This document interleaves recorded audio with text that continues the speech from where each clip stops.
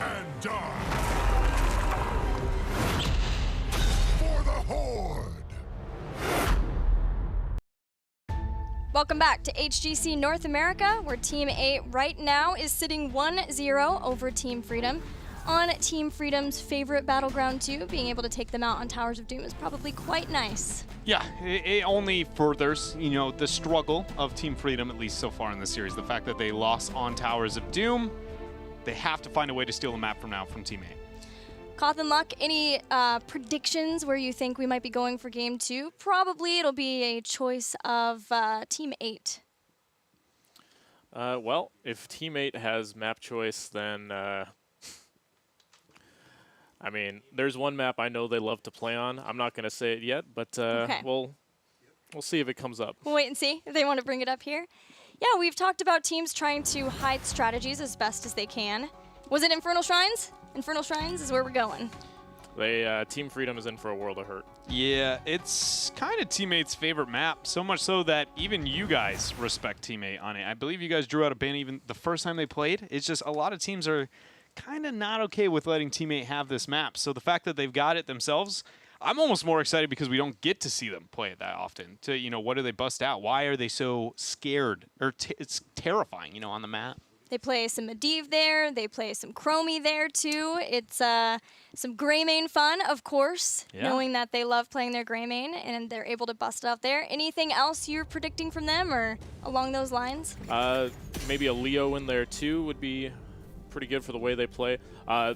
Team 8 is just, they're so strong on this map because they do a great job of deciding as a group when to sacrifice objectives in order to get ahead in push or XP.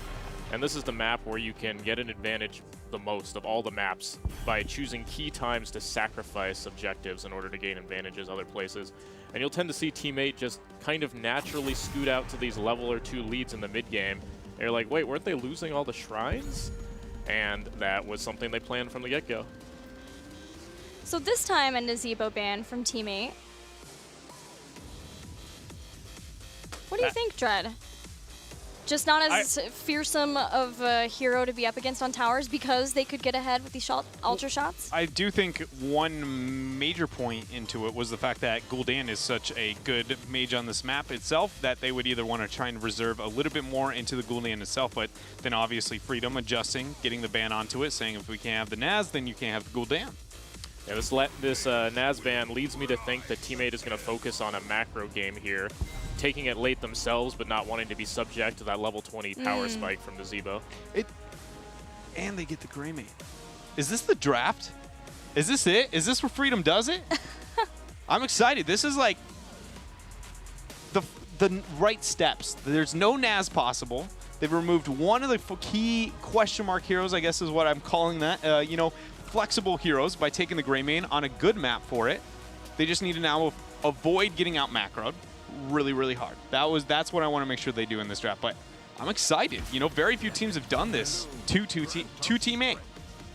There's the Medivh playing into that macro plan for Team 8. It'll be very interesting for all of our viewers to see finally how Freedom approaches the game when they are the ones forced to be on the offensive. They still have time to adjust their drafts to try to force it into more macro themselves, but with a Greymane opening, you're already partially committed to an aggressive playstyle. Yeah. What two picks then are we expecting to go along with this? Maybe an Uther for the Divine Shield there. We've seen Team Freedom try to make sure they can get Uther when they don't have Malfurion. Good call. There we go, and a noob. Yeah, a noob just solid overall, fits into pretty much any comp, and then the Uther, like you said, Malf already been taking. Uther probably in the NA meta, the most dominant support left. Just grab there. It doesn't really commit them too much to a particular playstyle. If they have anything hidden in the back half of the draft, these picks don't really allude to it. Dread, thoughts on this next ban? Yeah, I'm sorry. I'm getting in my own brain here on this draft right now. So on to for the next ban out of Team 8 here. I think the biggest focus here, they've got themselves a Medivh. I don't think I would have looked towards the Zarya as a major problem. I definitely would have. What about Tyrael? I see. If I'm afraid of Tyrael, I would have banned it out, but I don't think they have to be afraid of it. I think not only could they pick it up for themselves if they wanted to, They go with the Genji itself, afraid of the hyper aggro, you know, committing all into the team fight by getting the Genji Uther Greymane dive. But something to accent, you know, the Anubarak and the Greymane to be overly offensive. But I do want that, I still want that piece on the backside to be able to deal with the macro play, because that is the strength of Teammate, and that is where I expect them to just overpower Freedom. Pretty standard ban coming out there. Usually if a team has either Genji or Uther, but not the other one, it'll get banned out, because nobody wants to deal with invulnerable Dragon Blades. It's a tough time. It's an absolutely terrifying synergy, man. It makes... Genji goes from good to great with one ult. What do we see for Freedom? Freedom, they're going to try to decide what it is that Teammate wants to do here. However, that was a good choice. That was a good choice to take that out. That is what Teammate wants to do is they want to create map pressure, and they want to soak while feigning pressure, so they're always getting ahead in XP.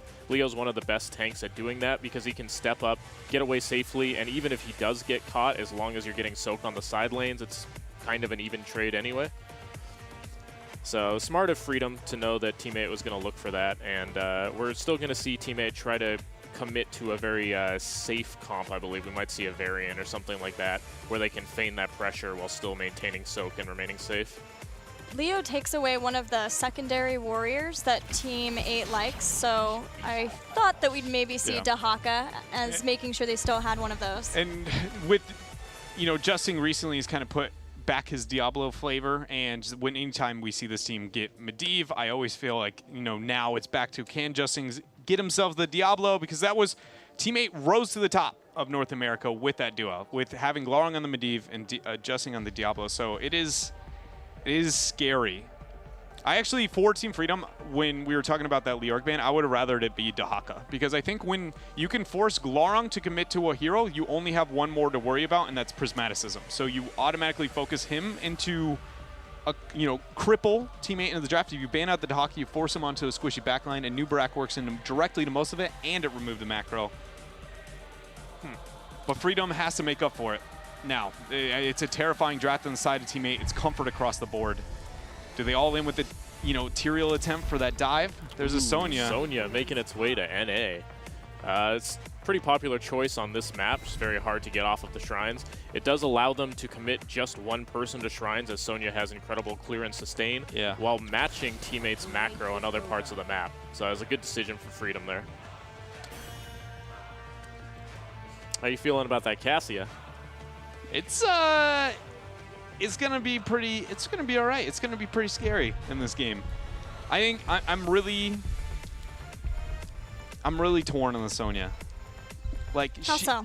So with a D shield, within a Nubarak, like there's a lot of things in this comp that make sense as to why it would work, except it's into the Diablo and it's into a Medivh. Like both of those things are a weakness to her. So she's good for her shrine control. Diablo's good at killing things on the shrine. Like the first time, the reason Diablo came to the meta on this map was to kill Sonya, because she was so strong on this map. And quickly it was like, well, if they had picked Diablo, we just can't pick the Sonya. So I'm afraid of Sonya just flat out dying early on to the hard CC after Diablo initiates.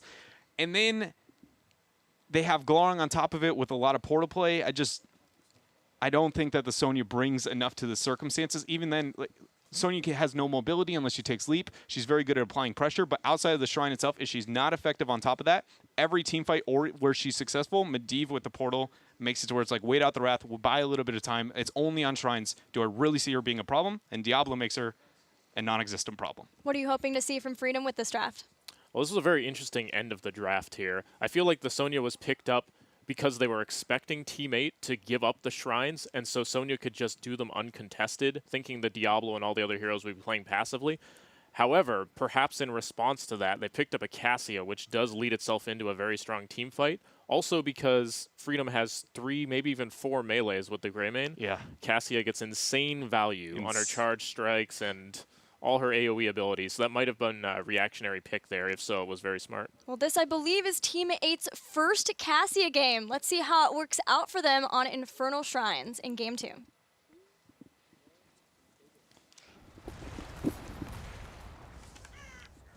Team 8, 1 game up here over Freedom. Feeling good. Sticking to comforts, not even mixing it up. We did see some respect to the Nazeebo in this draft, but that was about the only major change. I'm ready for Justing on Diablo, though. The Medivh and Diablo synergy teammate has shown early on. I would say weeks 1, 2, and 3, if you ever want a clinic on how to kind of run this duo, teammate's got it. Yeah, and then once Diablo was taken away, they said, oh, we can do this too with Varian. He was actually conveniently released in, I think, like week 4, and they were like, well, Varian's got a taunt on 20 seconds. Let's go.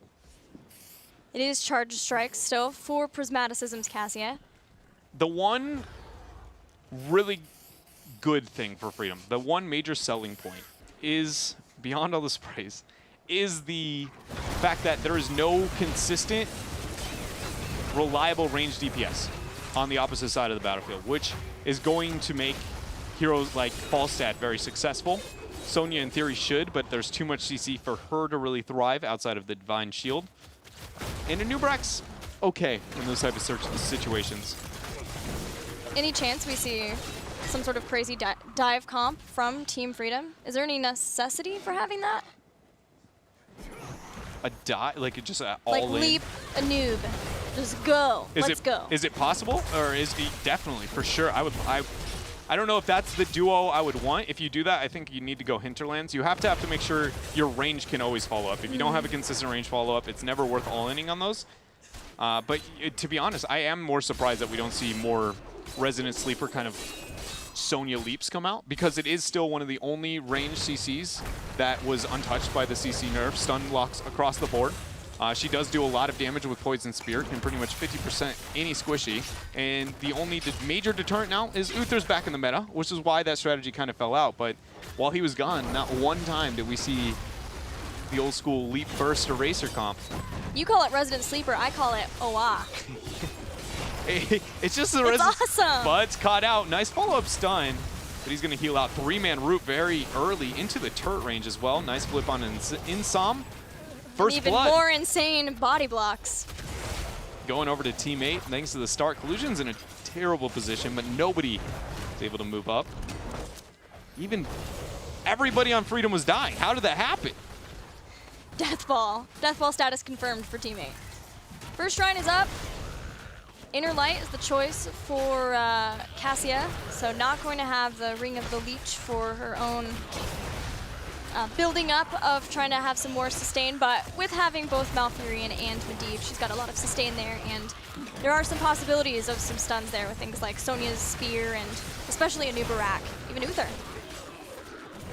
17-12 on those skeletal defenders here. Nobody's put too much focus into soaking the side lanes between the Falstad and the Dahaka. Both more concerned. There's going to be the first stun coming out from Justing. Nice Medivh shield. The drag going to land here on to Dansky. He gets the Q, he gets the disengage, and he survives. Nice heals coming out from Collusion. Dragged him all the way back into the roots, and Team Freedom are getting low in health, whereas the double supporting style of shielding with Force of Wills plus the constant healing of Buds is keeping Team 8 fully topped off in health as they clear out the last remaining skeletal defenders necessary to get the first Punisher of the game. And one thing I want to point out already is that though nobody died during that shrine, a lot of it came down to the fact that Buds misplayed on that last route, forcing an early drag. That would have been anybody was dead. Anybody who was against the wall. Dansky flat dead. It was just not hitting the route directly after the CC. Again, Diablo has that kill potential here very early on. So teammate pulls ahead, but maybe not as much as they could have.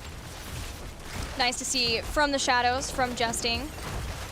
Again, giving him that range for a Shadows charge. Outside, you put a portal and then you get from the shadows and you can catch just about anybody. He can add that with Devastating Charge later on to build up his own damage with that.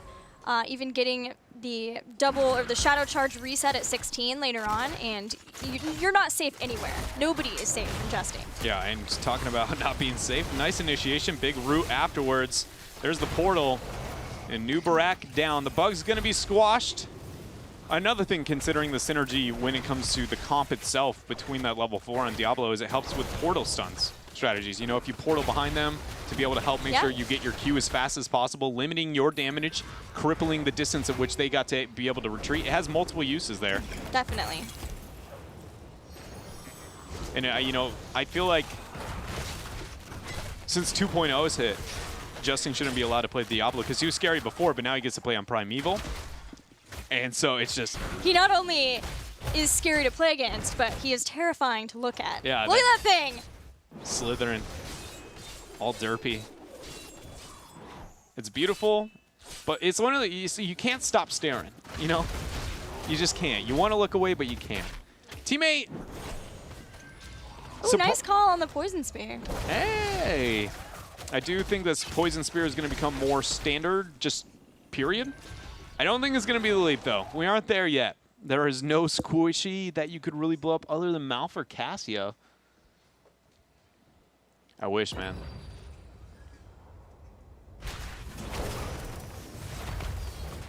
Next shrine starting to activate. Great timing of the camp from Team 8 to have that pushing along. Team Freedom has theirs pushing too, with Falstad in the top, so they can try to keep the global there. Especially since they're starting to fall behind in experience from Team 8 from the couple of kills and structured deconstructs that they've gotten. Team Freedom gets to the shrine first though, and that is going to give them a great start to this. Maybe forcing Team 8 to get a little aggressive to stop Team Freedom from getting this. I just feel like the biggest thing is that the side soak is going to go in favor of Team 8. They're going to hit 10, and then you're going to watch Leyline Seal, and then an Apocalypse hit, and then Freedom regrets standing around this in the first place. That is... It's just too reoccurring of a strategy for Team 8. Look, they have double camp out. They're worried about the 10 more than the shrine. The fact that they're even in this, they're so excited. Now Dahaka conveniently can wake his way down once they pick up the 10, or they'll zone off. It's just... Lightning Breath instead of Apocalypse follow-up. Ooh. Ball Lightning's there too. Heroic abilities available for Team Freedom. Divine Shield, Wrath of the Berserker. There's Cocoon too, Jesting trying to break his teammate out. There's a Gust and Lightning Breath both used. Nazmus fairly low, has to back off as well as the rest. That was Divine Shield, Leyline Seal follow-up. Here comes Team 8. And there goes Falstad. Surprise, you're dead. Cutthroat around here, man. Team 8 holds nothing back, but a member down, a Punisher down. It's the slow Infernal Shrines game that we expect out of Team 8 here so far. 7 minutes in, things looking good. Almost got themselves a full level ahead. Structural health looking all right. They got themselves mid-weekend, and they're going to be able to take out this keep front wall, or at least get some damage into it. I don't know the window in which Freedom changes how things have happened. I feel like the first step would have been in the macro game, or at least hard emphasis to the first two shrines, and the fact that we made it past that, and now it's a full level difference. I really do think that teammates' expertise on Infernal Shrines will be enough to secure this out. There's the charge, and that was even without the devastating charge, but so much damage available. Quickly catches Insomnia, even questioning if they could get these Khazra. Anything to alleviate the push, the pressure of Team 8 on all of their structures. With this mercenary camp, Team 8 can set their eyes on the mid fort, which has conveniently been opened up, softened up by the first Punisher. But the camp behind it should be easy work. Falstad's not flying down. This would be, if there were no minions, a moment to maybe go for a flight play with that Gust. But they're going to let it go down. Another fort and 13 talents here. I mean, teammates just going around the horn. They just got done with bottom. They take out mid. Time to go up on top. Keep that pressure. Just checking to see if Glau would maybe want to try to portal onto this. He might do it anyway. He feels very confident in himself, but he's only at 8 Masters touch stacks. Gotta watch out for those for a little while. Team Freedom, at least, knowing that the members of Team 8 are up in the top, are trying to push in the bottoms. They're trying to catch up in experience so that they can get a fair fight. Yeah, this is a really smart play for them. It does feel a little slow. That rotation for Team 8 was about as straightforward as it could have been, and it happened about a minute ago.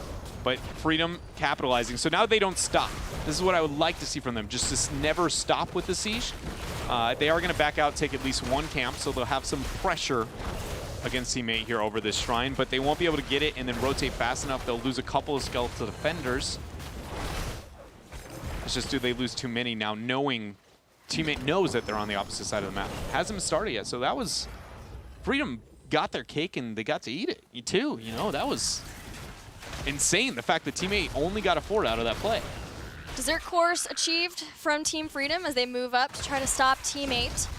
from being able to get yet another Punisher, especially because it will head in toward the top keep. That's when the real damage, the snowball, starts to take effect for Team 8. There was the first stun, Justing, and force Wrath of the Berserker out. Can sustain that onto those skeletal defenders, so can pop it very, very early. Nice force of will. Gus pushing everybody away. They've got themselves the portal. Prismat dropping that lightning ball as we watch the splash damage become a thing here into this corner. Nice stun. Divine Shield's going to be forced. Yeah, Divine Shield had to be used. That gives Insomnia time to whirlwind out, try to heal up. Lightning Breath also used, but the important thing is that Team 8 once again has zoned Team Freedom off of the Shrine. But Team Freedom are stepping in from the side, seeing if they can stop the retreat path for Team 8.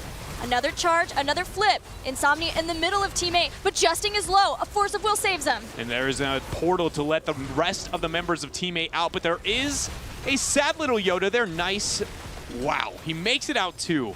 Nice burrow, good force of will. Portal down 17 to 25 on these skeletal defenders, and now Insomnia is the prey here of Team 8. How did Team 8 do that? They made it out, they get full HP, and they just come back. Portals and force of wills.